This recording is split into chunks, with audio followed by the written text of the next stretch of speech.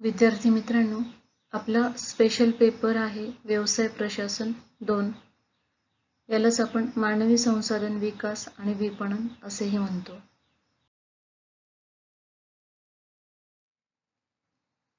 आज आपण 5व्या प्रकरणाला सुरुवात करणार आहोत. 5वे प्रकरण आहे विपणनाचा परिचय. या प्रकरणामध्ये आपण विपणन म्हणजे काय, त्याचा अर्थ, विविध व्याख्या, त्याचप्रमाणे विपणनाची उद्दिष्टे, चे वर्गीकरण, बाजारपेठांचे विविध प्रकार तसेच विपणनाची विविध कार्ये सखोलपणे अभ्यासणार आहोत. विपणनाच्या विविध व्याख्या आपण आता बघणार आहोत. पहिली व्याख्या आहे विल्यम स्टॅन्टन यांच्या मते विपणन एक विशिष्ट क्रिया नसून परस्परावर परिणाम घडवून आणणाऱ्या विभिन्न व्यापारी क्रियांना समाविष्ट करणारी प्रणाली आहे.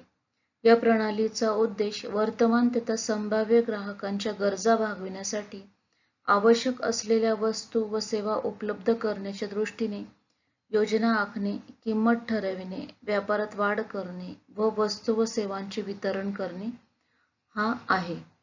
दुसरी व्याख्या आहे पीटर ड्रकर यांची.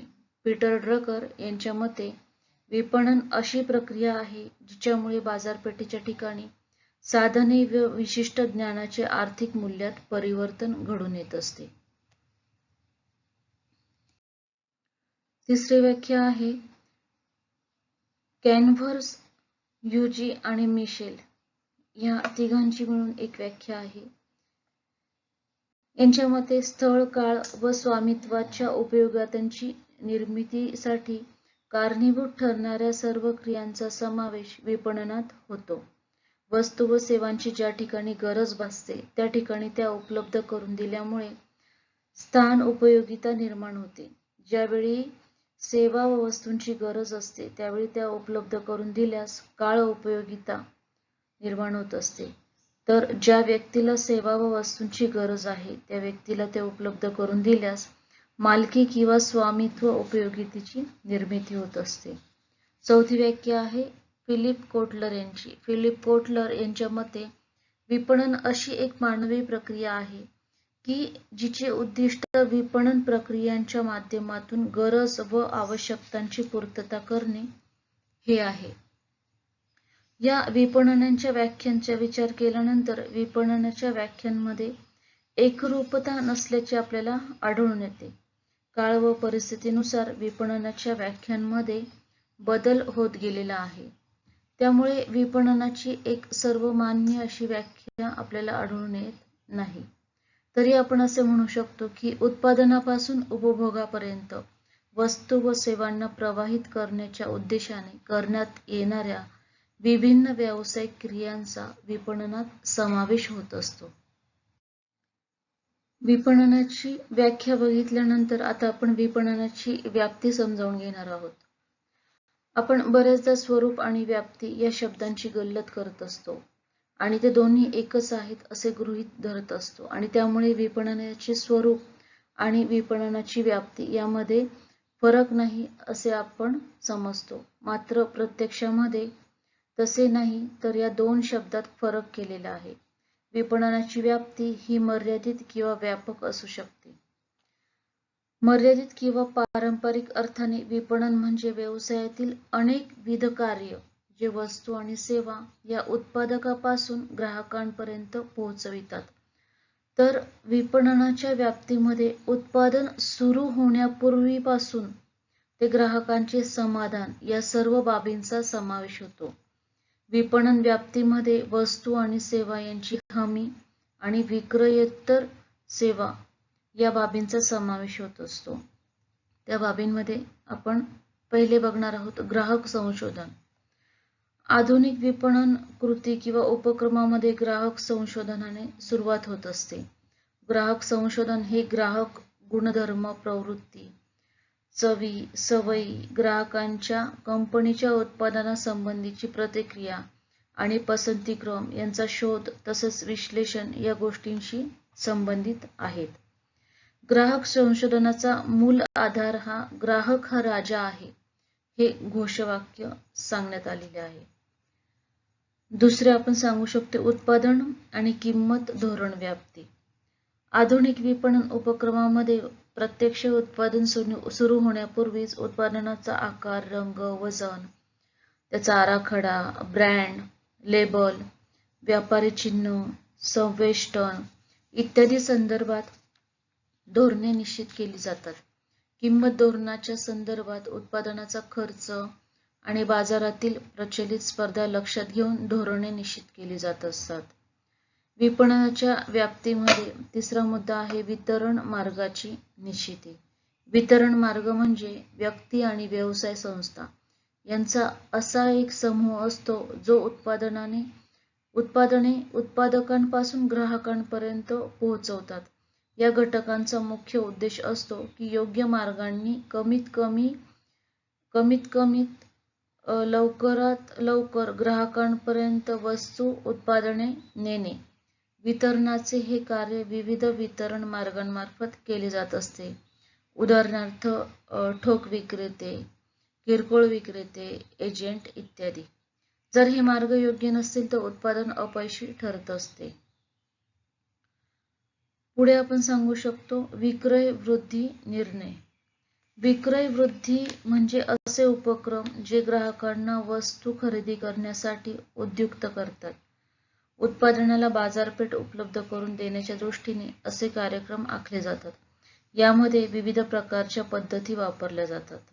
उदाहरणार्थ ग्राहक वृद्धी पद्धती, वितरक वृद्धी पद्धती. विपणन कार्यामध्ये या संदर्भातील निर्णय घेतले जात असतात.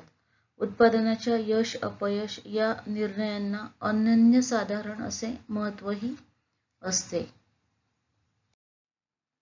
विपणनाच्या व्याप्तीत पुढील मुद्दा आहे विक्रियोत्तर सेवा. आधुनिक विपणनाचे अंतिम उद्दिष्ट ग्राहक समाधान हे आहे. ग्राहकांचे जास्तीत जास्त समाधान होण्याच्या दृष्टीने ग्राहकांना काही विक्रियोत्तर सेवा प्रदान केल्या जातात. उदाहरणार्थ उत्पादनाची हमी, मोफत दुरुस्ती, वापरल्यानंतर मंजुरी, पैसा परत इत्यादी गोष्टींचा त्यात समावेश होत असतो. त्यामुळे आधुनिक विपणन व्याप्तीमध्ये विक्रियोत्तर सेवाचाही समावेश करण्यात आलेला आहे. पुढील मुद्दा आहे विपणन संशोधन. विपणन व्याप्तीमध्ये विपणन संशोधनाचाही अंतर्भाव होतो. विपणन संशोधन म्हणजे वस्तू आणि सेवा यांच्या विपणनाशी संबंधित समस्यांबाबत काही माहिती गोळा करणे, नोंदविणे व तिचे विश्लेषण करणे हे होय. अशा प्रकारे विपणन संशोधन हे विपणनातील एक महत्त्वाचे कार्य सुद्धा आहे.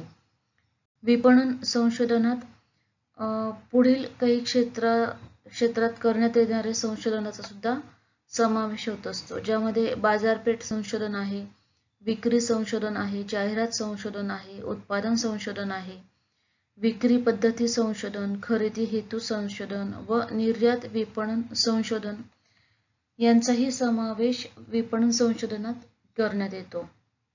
व शेवटचा मुद्दा आहे विपणनाच्या व्याप्तीतील बाजारपेठ विभागीकरण. विपणन व्याप्तीमध्ये बाजारपेठ विभागीकरणाचा अंतर्भाव होत असतो, ज्यामध्ये समान आवडीनिवडी, गरजा इत्यादीच्या आधारावर बाजारपेठांचे वर्गीकरण करण्यात येते आणि त्या आधारावर विपणन उपक्रमांचे आयोजनही केले जात असते. विपणनाची व्याप्ती बघितल्यानंतर आपण विपणनाची उद्दिष्टे अभ्यासणार आहोत. विपणनाच्या उद्दिष्टांमध्ये सर्वप्रथम विपणन उत्पादनासाठी मागणी निर्माण करणे म्हणजेच काय, तर विपणनातल्या कोणत्याही कार्यामागील प्राथमिक उद्दिष्ट म्हणजे विविध उत्पादनांसाठी मागणी निर्माण करणे आणि तर्कशुद्ध विपणन प्रयत्नातून मागणीत सातत्य राखणे आणि मागणीमध्ये सुधारणा घडवून आणणे हे महत्त्वाचे उद्दिष्ट सांगितलेले आहे. पुढील उद्दिष्ट आहे विक्री क्षेत्राचा विकास. विक्रीची व्याप्ती सुधारणे, वेगवेगळ्या आवडीनिवडी असणाऱ्या विविध प्रकारच्या ग्राहकांपर्यंत पोहोचणे यासाठी विक्रीचे वेगवेगळे विभाग आणि विपणनाची विविध क्षेत्रे विकसित करणे हे विपणनाचे उद्दिष्ट सांगितलेले आहे. पुढील उद्दिष्ट आहे किफायतशीर परिणाम. संस्थेच्या कामकाजातून अंतिमतः फायद्याची निष्पत्ती व्हावी यासाठी मार्गदर्शक धोरणे निश्चित करत असतो आणि त्याची अंमलबजावणीही केली जाते. या प्रयत्नातून विक्री संबंधी सर्व समस्या सोडविण्यास विक्रीच्या कार्यावर आणि विक्री विभागातील कर्मचाऱ्यांवर नियंत्रण राखण्यासाठी मदत होत असते. योग्य मार्गदर्शन आणि सकारात्मक प्रवृत्तीची निर्मिती यातून हे उद्दिष्ट साध्य होत असते. पुढील उद्दिष्ट आहे माहितीच्या स्रोतांची निश्चिती. विपणनासाठी वेगवेगळ्या प्रकारचे माहितीचे स्रोत शोधणे, पुरवठादार, व्यापारी, स्पर्धक, सरकारी संस्था, ग्राहक आणि सामान्य जनता अशा वेगवेगळ्या स्रोतातून माहिती गोळा करता येते. या माहितीचे पद्धतशीरपणे विश्लेषण केले जात असते. पुढील उद्दिष्ट आहे ग्राहकांच्या समाधानाची पूर्ती. विपणनाच्या सर्व क्रियातून ग्राहकांचे समाधान वाढत राहायला हवे. यासाठी कार्यक्षम विक्री पश्चात सेवा, ज्याला आपण आफ्टर सेल सर्व्हिस असे म्हणतो, तसेच दर्जेदार मालाचा पुरवठा आणि रास्त किमतीत विक्री म्हणजेच कमीत कमी किमतीमध्ये वस्तूची विक्री, अशा तत्वांचा अवलंब करणे गरजेचे असते की ज्यामुळे ग्राहकांचे समाधान हे टिकवून ठेवता येईल.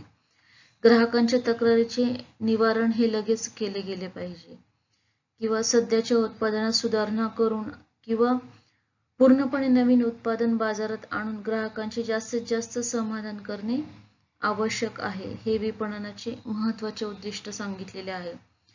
पुढे आहे समाजाच्या उन्नतीसाठी प्रयत्न करणे. प्रत्येक संस्थेच्या ग्राहकांसाठी, कर्मचाऱ्यांसाठी, मालकांसाठी, पुरवठादारांसाठी, व्यापाऱ्यांसाठी, सरकारसाठी आणि एकूण समाजासाठी काही जबाबदाऱ्या असतात. ग्राहकांनी घेतलेल्या शंकांचे निरसन लगेच केले पाहिजे. अल्पसंख्याक भागधारकांच्या हिताचे रक्षण केले पाहिजे. सरकारचे कर वेळेवर भरले पाहिजे. यातून देशातील नागरिकांना व्यवस्थितपणे मूलभूत सेवा पुरवता येतील. सामाजिक जबाबदारी धारण करण्याच्या क्षमतेवरही संस्थेचे यश अपयश हे मोजले जात असते आणि म्हणून ते विपणनाचे महत्त्वाचे उद्दिष्ट मानले जाते. आज आपण 5वे प्रकरण विपणनाचा परिचय या प्रकरणाला सुरुवात केली. या प्रकरणात आपण विपणन म्हणजे काय, विपणनाचा अर्थ, विपणनाच्या विविध व्याख्या, त्याचप्रमाणे विपणनाची व्याप्ती, ज्यामध्ये विविध मुद्द्यांचा सखोलपणे अभ्यास केलेला आहे. तसेच विपणनाची विविध उद्दिष्टही आपण सखोलपणे अभ्यासलेली आहेत.